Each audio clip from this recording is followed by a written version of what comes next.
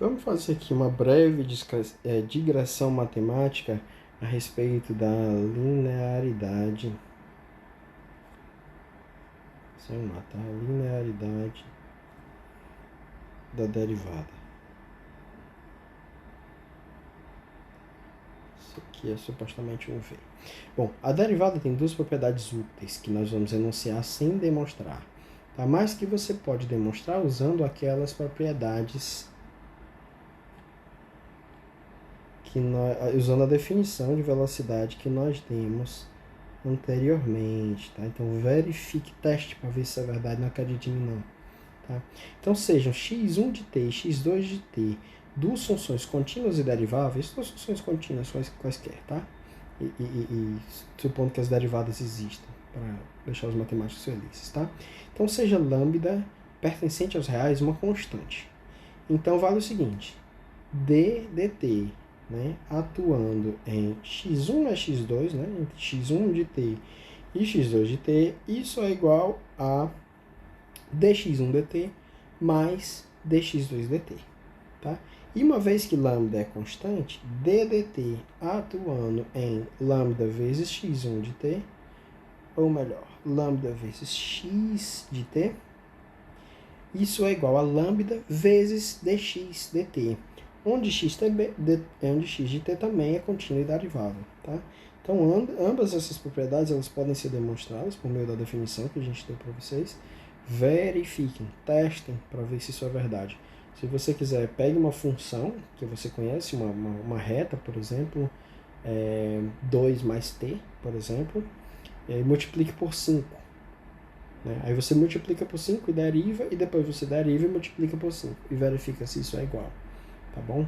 Ou então você soma duas funções, deriva, e depois você deriva as duas funções e soma, para ver se deu a mesma coisa, tá? Teste, é importante, isso aqui é uma breve digressão matemática só para facilitar um pouco para a gente fazer os cálculos, tá bom? Bom, se a gente usar as propriedades, a linearidade da derivada, que a gente acabou de anunciar, então a definição de velocidade é simplesmente a derivada da posição em relação ao tempo. Né? Então, se você derivar a posição em relação ao tempo, você vai obter a velocidade. Então, se eu tenho uma posição dada de forma vetorial e eu quero a velocidade vetorial, o que é que eu faço? Derivo a posição vetorial.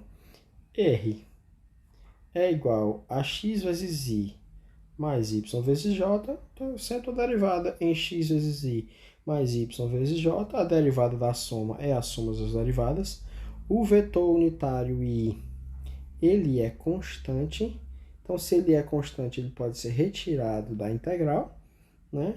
Então, você vai ver que v é simplesmente v x vezes y mais vy vezes j, conforme nós tínhamos colocado ali em cima, mas de outra forma, tá? E nós podemos obter a aceleração de maneira análoga, né? A gente pode simplesmente generalizar a definição unidimensional de aceleração, ou seja, a aceleração da derivada da velocidade em relação ao tempo. Então, a aceleração vetorial é a derivada da velocidade vetorial em relação ao tempo, que é simplesmente o limite de v de t mais ΔT menos v de t sobre ΔT quando ΔT tende a zero. Quem é v de t?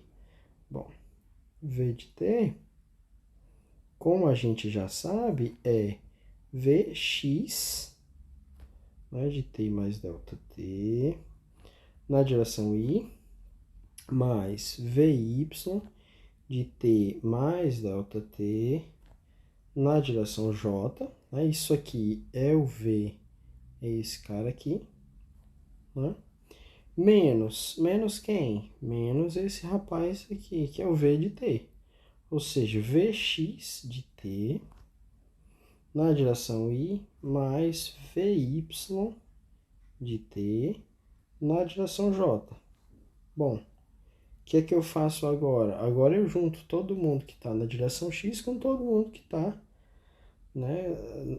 Quem está na direção x em dois instantes diferentes, em t mais ΔT, eu junto. Quem está na direção y em dois instantes diferentes, em t e em t mais ΔT, eu junto também. Como é que vai ficar? Limite quando ΔT tende a zero de quê? Agora eu vou colocar logo o I do lado de fora. Quem que está sendo multiplicado por I? Tem esse cara e tem esse cara. Então, opa, eu coloquei uma setinha aqui que era descabida, né? Porque aqui é só componente x e não v. Então vai ficar v de x, vx de t mais ΔT, menos vx de t, certo? Agora vai ficar mais v... Ah, não, deixa eu colocar logo o j, né, aqui fora. J, abre colchete, vy de t mais ΔT, menos vy de t. Por que menos? Porque menos com mais vai dar menos. Tá? Todo mundo dividido por ΔT. O que equivale a dividir o primeiro termo por ΔT e o segundo termo também. Soma dos limites nós já vimos que é... Soma dos limites nós já vimos que é o limite da soma. Né? Ou seja, o limite da soma é a soma dos limites. Então, eu posso separar esses dois limites aqui. Vai ficar limite de ΔT quando ΔT tende a zero de I. Bom, o I é uma constante, né? O limite não depende de I. Se eu quiser, eu já coloco ele logo aqui para fora. Então, vai ficar Vx de t mais ΔT menos Vx de t sobre ΔT mais, mesma coisa com J, limite quando ΔT tende a zero de que Vy de t mais ΔT menos Vy de t sobre ΔT. Bom, mas quem que é esse rapaz aqui? Quem que é esse rapaz aqui? Limite de delta quando ΔT tende a zero de uma função em t mais ΔT menos a função em t sobre ΔT. Isso aqui é nada mais, nada menos que dx, aliás não é x, né? dvx dt mais isso aqui. Quem que é isso aqui? É dvy dt. E eu só tenho que lembrar que eles vão vir multiplicados pelo i, né? dvx dt mais j dvy dt, tá? Então isso aqui é simplesmente a aceleração. Ou seja, a derivada da velocidade em relação ao tempo na direção x vezes y, derivada da velocidade na direção y em relação ao tempo vezes j. Ou seja, do mesmo jeito que a gente vinha fazendo, né? Só que agora separando, tá? E qual é a principal consequência dessa equação 23, que é essa aqui, que diz o seguinte, que a aceleração vetorial, ela tem uma componente na direção y mais uma componente na direção j.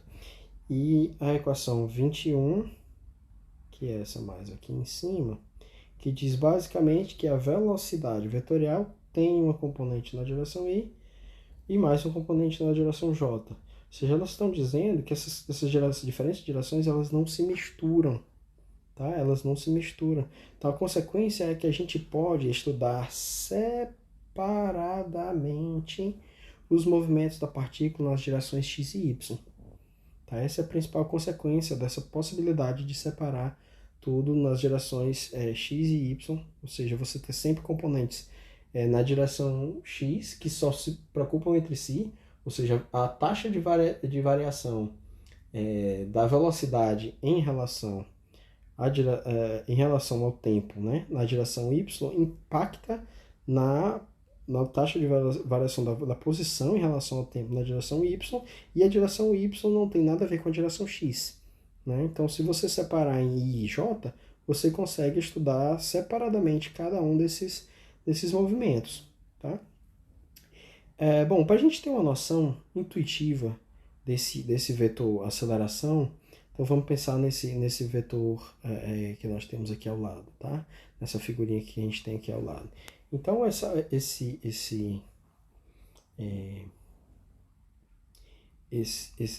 figurinha ela é basicamente a trajetória, tá? Eu tenho uma partícula que vai descrevendo essa trajetória aqui. A partícula vai andando, né? Então tá aqui. Esse é o movimento, eu coloquei essa setinha aqui para dizer que a partícula saiu daqui e foi andando aqui nessa direção, certo? Bom, em um determinado instante, nesse instante aqui, a tangente,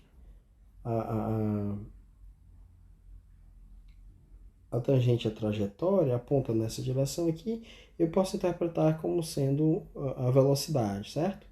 Em um outro instante de tempo posterior, né, eu posso dizer que agora a tangente está numa outra direção, tá? E eu posso dizer que a velocidade é maior, ou seja, ela está andando, percorrendo um espaço, né, o maior espaço no mesmo intervalo de tempo. Então você vê que o tamanho do vetor v também aumentou, certo? Então quem que é a aceleração? A aceleração ela está associada à variação nesse vetor velocidade, ou seja, o vetor velocidade no instante posterior ele é igual ao vetor velocidade no instante anterior mais a variação de velocidade. Então, exatamente, a aceleração está bem aqui.